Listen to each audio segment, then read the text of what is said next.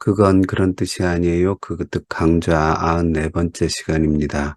제94강의 제목은 모파상의 목걸이와 천국의 나입니다. 최근에 제 영상에 댓글이 하나 달렸는데 봤더니 소설을 써라 이런 글을 누가 달아주셨어요. 제가 그 댓글을 보고 내가 참 옛날에 소설을 썼었지. 장편 소설을 2편을 기독교 역사 추리 소설 하나랑 SF 소설을 하나 썼거든요. 유력한 출판사에서 출간도 되었지요. 물론 기독교 소설 시장이 너무 작아서 잊혀져 갔지만 읽은 분들은 비운의 걸작이라고 하시는 그 소설이 있습니다. 여하튼 소설을 써라고 댓글을 달아주신 분 덕분에 제가 소설에 대한 생각을 또 이렇게 슬 하고 있습니다.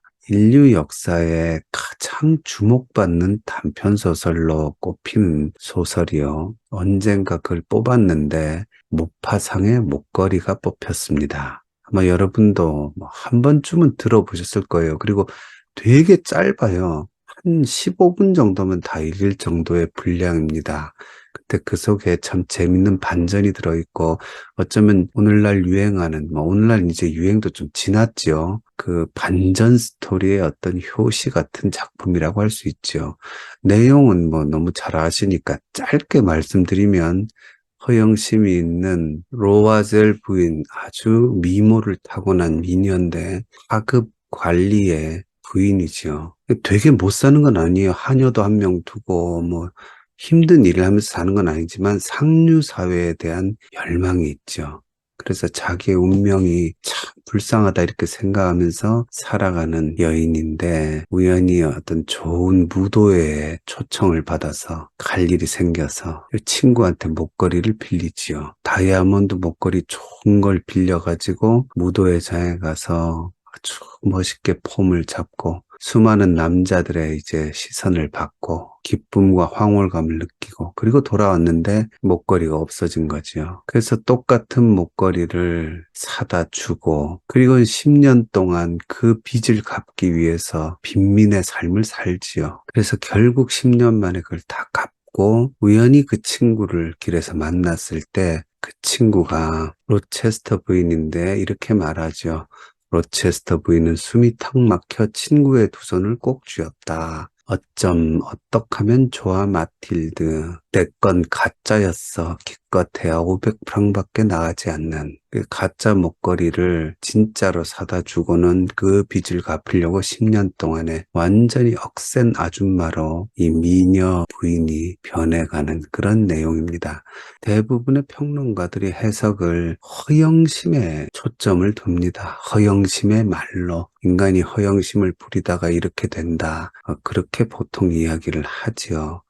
이거에 대해서 제가 예전에 아주 오래전에 어디다 글을 하나 써낸 적도 있긴 있는데 제가 소설 이야기가 나와서 이게 기억이 나서 다시 이걸 읽어봤어요. 여기서 모파상이 정말로 의도한 게 뭔가 하고 봤더니 모파상도 이걸 허영심의 말로로 그린 게 아니더라고요. 여기 보면 제가 좀 읽어보겠습니다. 처음에 보면 이 마틸드 로아젤 부인이죠. 이 로아젤 부인이 미모를 타고났는데도 하층 관리와 결혼을 해서 자기가 억울한 인생을 산다고 생각하고 모파상이 이렇게 표현합니다. 자기가 온갖 좋은 것, 값진 것을 누리기 위해 태어났다고 생각하는 그녀에게 매일매일의 구차스러운 살림이 고통의 연속일 뿐이었다. 초라한 집, 얼룩진 벽, 부서져가는 의자.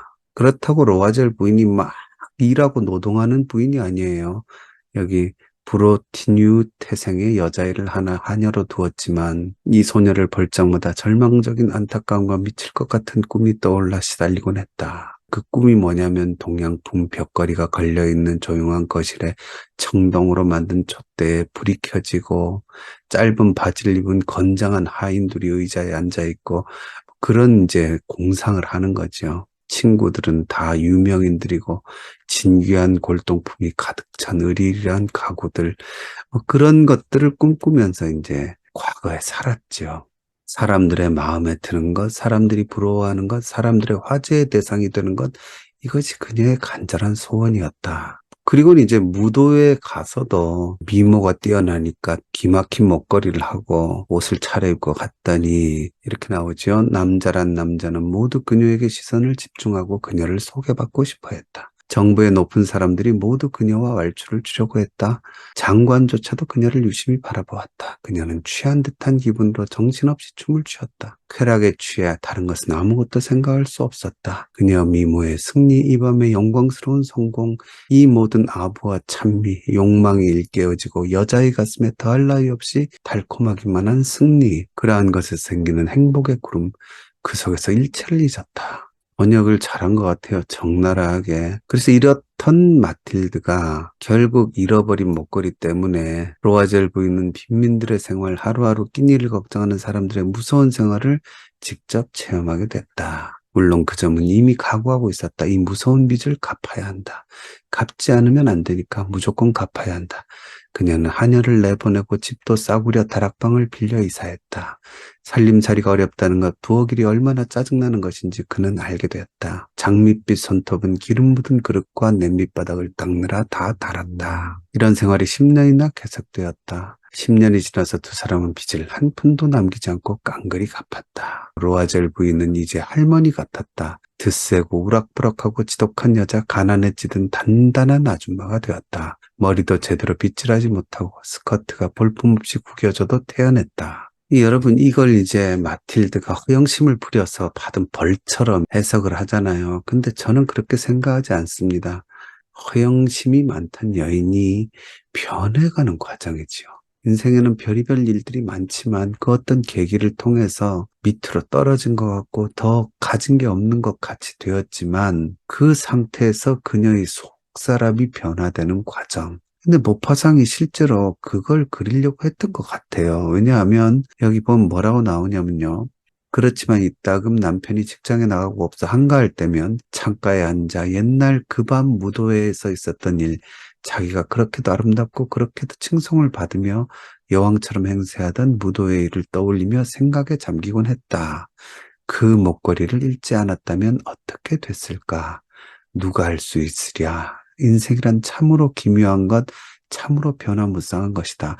이 그리워한다는 말이 안 나와요. 그 당시를. 그리고는 뭐라고 이 모파상이 한 문장을 넣었냐면 한 사람이 파멸하거나 반대로 구원을 얻거나 하는 것이 다 그렇게 사소한 것 하나로도 충분한 것이다. 여기서 모파상이 의도한 것은 로아젤 부인이 구원을 받았다는 얘기를 하고 싶었던 것 같아요.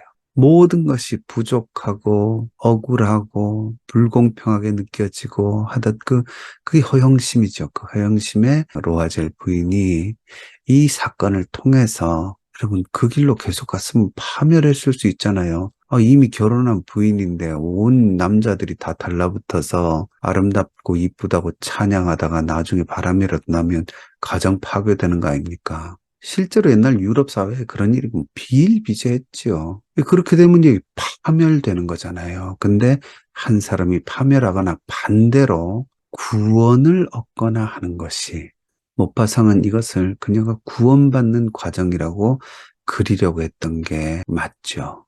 그래서 그녀는 몰골은 초라해졌지만 최용덕 씨 찬양에 나오는 것처럼 어쩌면 몰골은 더 초라해지고 초췌해졌지만 과거보다 덜 고상해 보이지만 그 속에서 정직한 삶을 살고 자기보다 못한 사람의 삶을 이해하고 바른 인간적인 성숙으로 들어간 과정이 그 10년이었던 거죠. 빚을 갚았던. 그리고 또 약간의 반전이 뭐냐면 마지막에 그 친구 로체스터 부인이 그게 가짜였다고 얘기를 하잖아요. 가짜였으면 뭐라 그러겠습니까? 을 돌려주겠지요. 그 10년 동안의 수고도 헛되지 않은 거지요. 옛날 건 500프랑이니까 500프랑만 받고 줄 수 있죠. 제가 왜 이 얘기를 드리냐면 저는 사실상 성경을 오래 공부하고 연구하고 또 나름 가르친다고 하고 있는데 저 자신도 하나님께 참 많은 질문과 의문이 있습니다. 그 중에 하나가 뭐였냐면 하나님 왜 이렇게 우리를 갈고 닦으십니까? 이 세상에서. 욥의 고백처럼 정금같이 나오는 그런 인격과 하나님께 온전한 사람이 되기 위해서 우리가 이제 이 땅에서 연단을 받는다. 욥처럼 억울한 일도 당하고 힘겨운 고통도 당하고 그게 일종의 예수 믿는데 왜 이렇게 인생이 힘드냐에 대한 하나의 이제 답변이잖아요. 저는 그럴 때 하나님 천국 가면 우리가 영화의 단계에 이르러서 정말 온전한 인격으로 변화된다. 그렇다면 뭘로 여기서 이렇게 깎으십니까? 뭘로 이렇게 다듬으십니까? 천국 가서 단번에 변화할 건데 왜 이렇게 힘든 과정을 하나하나 겪어야 됩니까? 그런 질문들을 여러분 안 해보셨습니까? 저는 그런 질문들을 과거에 꽤 많이 했던 것 같아요. 그러다가 깨달은 게 뭐냐면 천국 가서 너는 별로 안 변할 거라는 겁니다. 일단 완전히 변하는 건 있어요. 성경에 보면. 그게 뭐냐면 우리의 몸이 변화한다는 거죠. 완전한 새로운 고린도전서 15장에 나오는 것처럼 그 육체 부활 얘기를 하면서 육체가 완전히 다른 형태가 되는 것. 그건 확실하게 성경이 얘기해 주고 있습니다. 빌립보서 3장에도 보면요. 예수님께서 우리의 낮은 몸을 자기 영광의 몸의 형체와 같이 변하게 하시리라. 그러니까 이 몸의 변화는 완벽하게 바뀌는 거예요. 과거의 몸과 하나님 나라의 천국에 간 나의 몸은 완전히 다른 거죠. 그거는 영생을 할 몸이니까. 그래서 몸은 완전히 변화되는데 사실상 성경을 보면요. 우리의 인격과 성정과 인품이 얼마나 변화되는지 천국 가면 갑자기 확 변화되는지 그렇게 많이 나와 있지 않아요. 오히려 그거는 이 땅에서 닦고 깎고 연마해야 될 것으로 오히려 나옵니다. 저는 사실 이걸 깨달으면서 참 충격이었어요. 그리고는 겁이 덜컥 나더라고요. 내 이 모습, 내 이 꼬라지 그대로, 내 이 성깔 그대로, 내 이 성품과 인품 그대로 하나님 나라에 간다고? 그렇게 생각하니까 등골이 오싹해지죠. 그리고 그 인품과 인격이 깎여 나가는 과정이 진짜 필요하구나 그렇다면 근데 만약에요 우리가 천국 갈 때 천국 들어가는 순간마다 우리의 인격이 도덕성 100%, 참을성 100%, 인자함 100% 이런 식으로 마치 공장에서 물건 찍혀 나오듯이 그렇게 변화해 가면 나 자신이라는 게 없어지죠. 나 자체의 특성이 없어지면 내가 천국 가는 게 아니라 전혀 다른 존재가 가게 되는 거죠. 그러고 보니까 천국이 이 땅에서의 연속이라는 것. 몸은 변해야죠. 몸은 영생을 살고 시공을 초월한 존재로 살아야 되니까 주님께서 우리를 영광의 몸으로 변화시켜 주실 거지만 우리의 인격은 이 땅에서 깎여 나가는 상태대로 천국에 가서 아직도 좀 부족하면 천국에 가서도 깎여야 안 되겠습니까? 그죠? 그 생각을 하니까 참 많은 묵상이 떠오르게 되더라고요. 하나님 나라에서 예수님과 산다는 건 예수님이 가장 소중한 분이고, 보고 싶은 분이고, 만나고 싶은 분이어야 사는 게 행복할 거 아닙니까? 예수님 성품하고 내 성품하고는 재미없어서 같이 못 살겠다. 그렇게 되면 천국에 가는 게 천국 가는 게 아니라 지옥에 가는 거죠. 천국에서 정말로 우리가 천국을 누리고 살아가려면 그 천국이 좋은 사람, 천국의 주인인 예수님이 좋은 사람으로 변화되는 게 첫 번째죠. 그러니까 그게 뭡니까? 믿음으로 예수님을 영접하는 과정이죠. 그래서 바울이 빌립보서에서 제일 먼저 고백한 게 그거죠. 3장 7절에 그러나 무엇이든지 내게 유익하던 것을 땅에서 유익하던 거예요. 그것을 그리스도를 위하여 다 해로 여긴다. 이제는 또한 모든 것을 해로 여김은 내 주 그리스도 예수를 아는 지식이 가장 고상하기 때문이라 내가 그를 위하여 모든 것을 잃어버리고 배설물로 여김은 그리스도를 얻고 그 안에서 발견되려 합니다. 그러니까 여러분 천국에 들어갈 첫 번째 자격이 나오는 거예요. 천국에 들어가려면 천국의 주인인 예수님을 가장 소중한 분으로 여기는 가치관이 있어야 돼요. 믿음으로 예수님 안에서 예수님이 주신 구원이 가장 소중하고 그 구원으로 천국 가게 된 게 가장 소중하고 그 첫 번째 변화가 우리 인격 속에 있을 때 천국 갈 자격이 있는 거죠. 그래서 천국 가서 예수님과 살고 싶어야 천국에 가는 거예요. 근데 이제 그 다음 단계가 있죠. 왜냐하면 예수님과 살아갈 건데 예수님의 성품과 우리 성품이 맞아야 돼요. 예수님을 닮고 예수님과 함께 사는 게 행복한 성격이 또 돼야 돼요.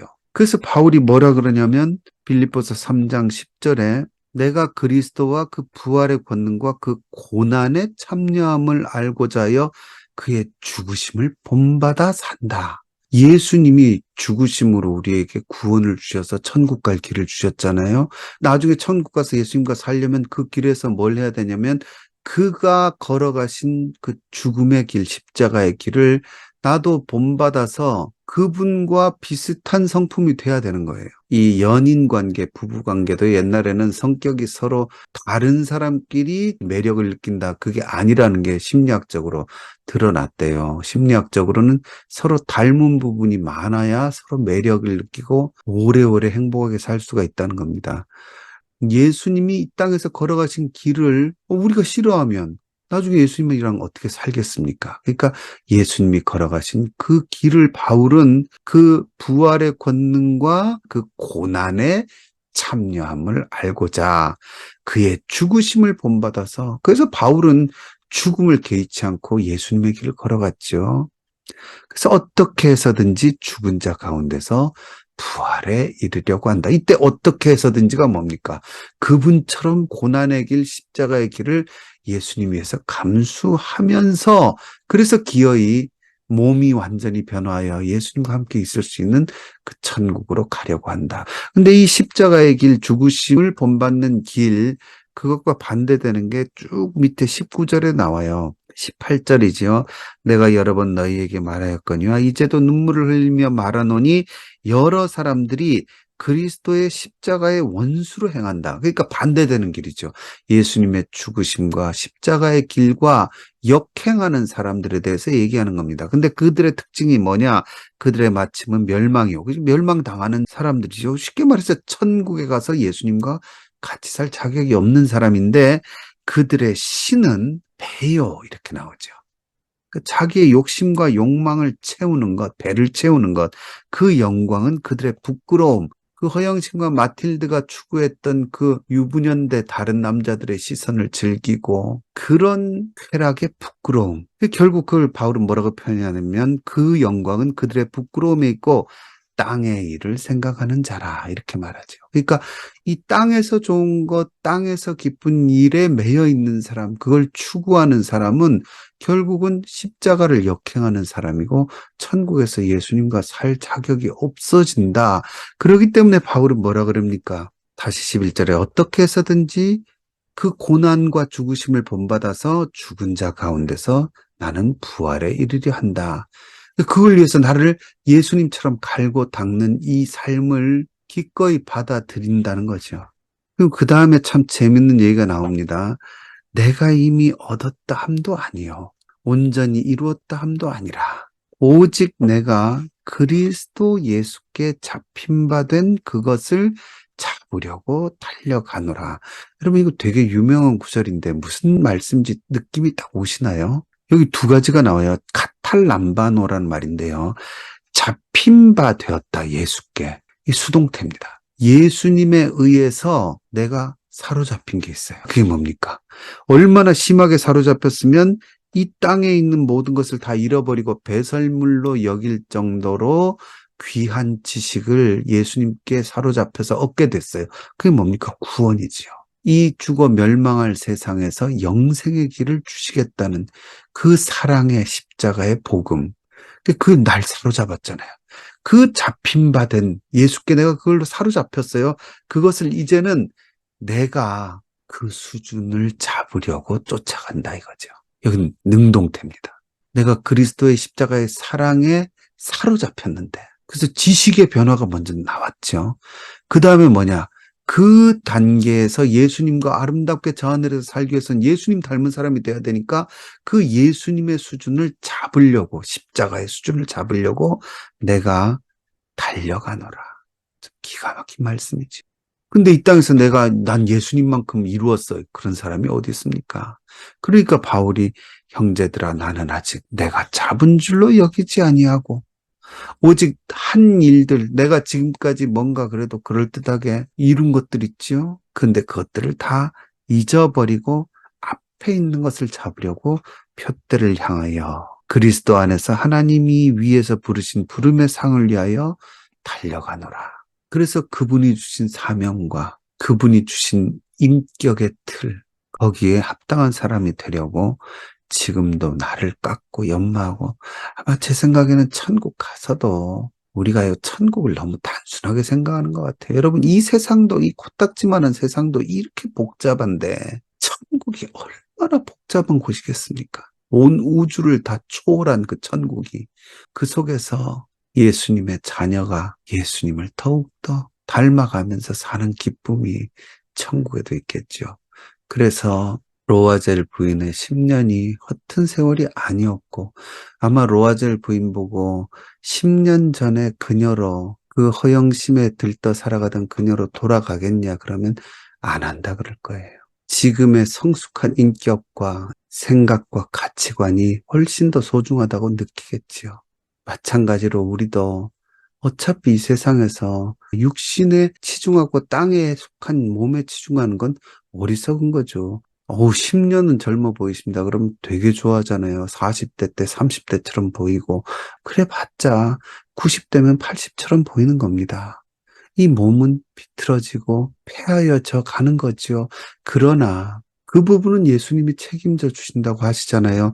우리의 낮은 몸을 자기의 영광의 몸의 형체와 같이 변화시켜서 완전히 다른 존재로 우리의 몸은 완벽해지는 거죠. 그런데 그 속에 또한 예수님의 영광의 인품과 예수님의 영광의 십자가의 사랑에 정말 호응할 수 있는 인격이 지금 이 땅에서 만들어져 가고 있다는 것을 다시 한번 깊이 생각해 봅니다.